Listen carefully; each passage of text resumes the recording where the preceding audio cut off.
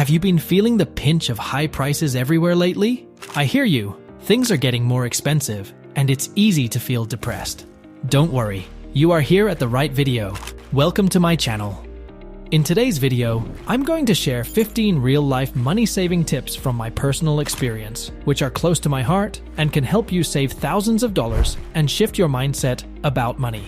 These simple, everyday actions, combined with a bit of patience, are the magic recipe for achieving financial goals. So, take a pen and paper and get ready to jot down your favorites.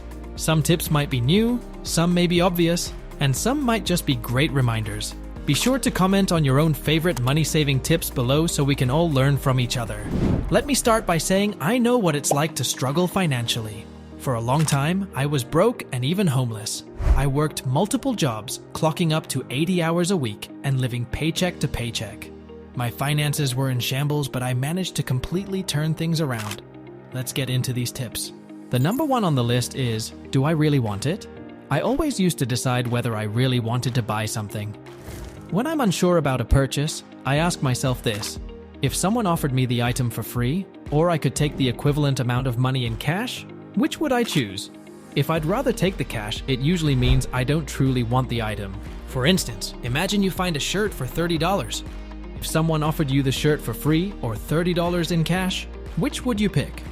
If you take the cash, that's a sign you probably shouldn't buy the shirt. This approach helps me avoid buying things I don't really need. Now moving on to the second tip, meal ideas. When I wanted cheap, healthy options, I turned to Pinterest. By searching for cheap, easy, healthy meal ideas, I found plenty of recipes and meal plans that fit my budget, health needs, and taste preferences.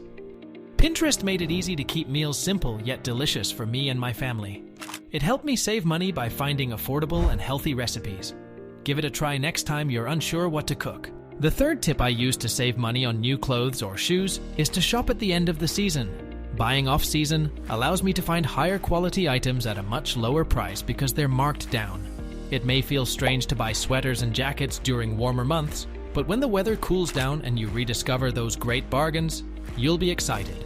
It's a win-win, saving money at the time of purchase and enjoying stylish finds when the new season starts. Tip number 4 on our list is to borrow instead of buy. If you can borrow something, do it instead of buying it. My neighbor hasn't needed a wheelbarrow for 6 years because he borrows from me. When a piece of siding on our home came loose, I borrowed an 18-foot ladder from the neighbor, fixed the siding, and returned the ladder. It saved my money and storage space. Get to know your neighbors and borrow when you can. Next, number 5 is to go alone. I go to the grocery store on a full stomach and alone to save money. Shopping alone means no extra items sneak into my cart, and I'm more focused on my list and budget. It also gives me time to compare unit prices and make informed decisions, helping me stick to my budget and save money. Check unit price is the 6th tip in our list. To save money, I always check unit prices when shopping. Do you know shrinkflation is real? Companies may reduce the size of products while keeping the packaging similar. By comparing unit prices, I can make sure I'm getting the best deal and not paying more for less product. This careful approach helps me save money on groceries and stay within my budget. Number 7. Find a hobby that doesn't break the bank. I used to shop as a hobby, but now I watch YouTube videos, and it's been great for reinforcing my money knowledge and sharing it. There are plenty of inexpensive hobbies that fill your spare time and keep you away from costly habits like scrolling online or shopping. Explore different options to find something you enjoy. Next, the number 8 is consumed wisely. If you're in doubt, you're likely using too much of your household products, whether it's detergent, cleaning spray, shampoo, or face wash. Often, the recommended amounts are more than you need. For example, I never use the suggested amount of detergent since my clothes aren't that dirty. Also, letting cleaning products sit and do their job is key. If you spray a countertop and wipe it off right away, you may need to spray again.